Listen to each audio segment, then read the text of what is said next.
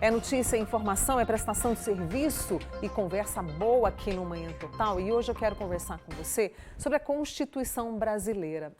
A nossa Constituição completou, gente, 35 anos. E eu te pergunto, você já teve curiosidade, assim, de abrir para ler, saber mais sobre essa Carta Magna do nosso país? Para alguns estudiosos, muitos dos direitos escritos ali ainda não são respeitados. E nós convidamos o advogado, professor de Direito, Juan Espíndola, para conversar conosco aqui hoje, para falar sobre esta Constituição, e que traz muitos dos direitos que às vezes a gente sabe e às vezes a gente desconhece. Nesse tempo todo, muitos direitos ainda estão, eu vou usar uma palavrinha bem coloquial, capengando, quer dizer, não estão sendo respeitados. Juan, obrigada por ter vindo, viu? Bom dia, Mônica. Bom dia ao telespectador. Muito obrigado pelo convite. Uma satisfação muito grande estar aqui no dia de hoje. Obrigada. Bem, a nossa Constituição ela foi promulgada no dia 5 de outubro de 88, portanto são 35 anos e um mês já. Exato. E se você for analisar, esse é o melhor período de qualidade de vida existente no Brasil, tá? Os índices falam isso, em relação à educação, em relação à saúde, mortalidade infantil, expectativa de vida, dentre outros fatores, inclusive eu atribuo isso à nossa Constituição, tá? Pelo conta da quantidade de direitos nela previsto e assim por diante. Há sim alguns direitos que ainda não são plenamente aplicados, e aqui eu destaco os chamados direitos sociais. São aqueles direitos que, para que sejam aplicados, eles precisam de políticas públicas, precisam de atuação dos demais poderes para a sua aplicação. Então nós ainda temos algumas falhas em saúde, em educação, em habitação, mas isso acredito que não esteja apenas no âmbito da Constituição. O problema não é apenas a Constituição. O problema está muito mais relacionado aos gestores públicos do que de fato relacionado à Constituição. O que poderia ser cumprido de uma forma melhor se não houvesse tanta corrupção? Pode ser o motivo, tem relacionado também ao fato de que a nossa Constituição ela é bastante ambiciosa quanto a esses direitos, portanto, ela acaba falando sobre vários pontos que é basicamente muito difícil de serem aplicados, mau uso do dinheiro público, às vezes coloca apenas o mínimo do que coloca a Constituição, então por isso que às vezes fica a sensação de que esses direitos não são aplicados. A corrupção seria um dos fatores. Um dos fatores, para esse pacote todo. 35 anos. É preciso fazer uma revisão, nós temos tecnologia, cada vez mais a tecnologia presente. É preciso atualizar, na sua opinião, Juan? A nossa Constituição, em 35 anos, ela já sofreu mais de 130 alterações. Certo. Então, uma Constituição que ela é constantemente revista.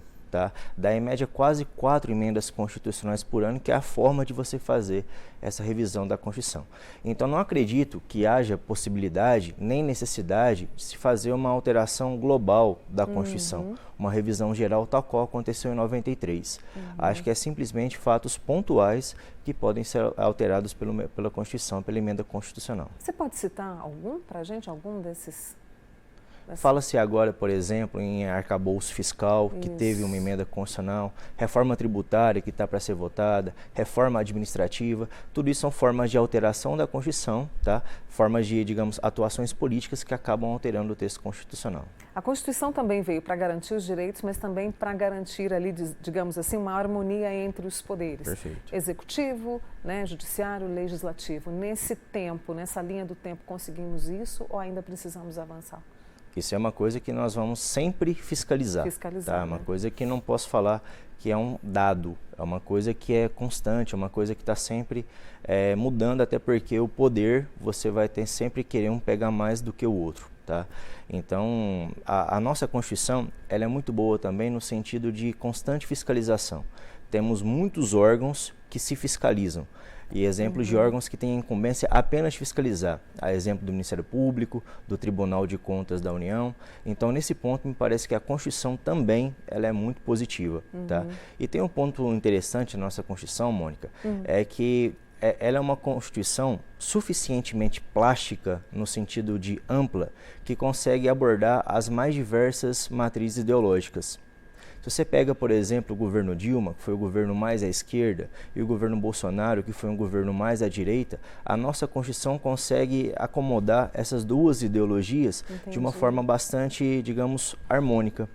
Tá? Então, esse é um ponto positivo nela. Esse tanto de alterações que já aconteceram na Constituição se deve também por conta disso. Porque sempre que um governo chega ao poder, ele tem que pegar aquelas promessas de campanha e colocar na prática. E para isso tem que fazer a alteração da Constituição. Juan, a Constituição está aí, né? Em muitos lugares ela está ali à mostra para que possamos ler. Nesses 35 anos, você acha que o brasileiro se interessou, ele conhece, né? E por que às vezes é tão difícil fazer com que a gente abra e leia, né? Saiba do que está escrito ali? Eu acho que o Brasil nunca esteve tão politizado quanto nos últimos 10 anos. O problema, no entanto, é analisar a profundidade dessa politização. É muito mais uma torcida política do que, de fato, uma análise política.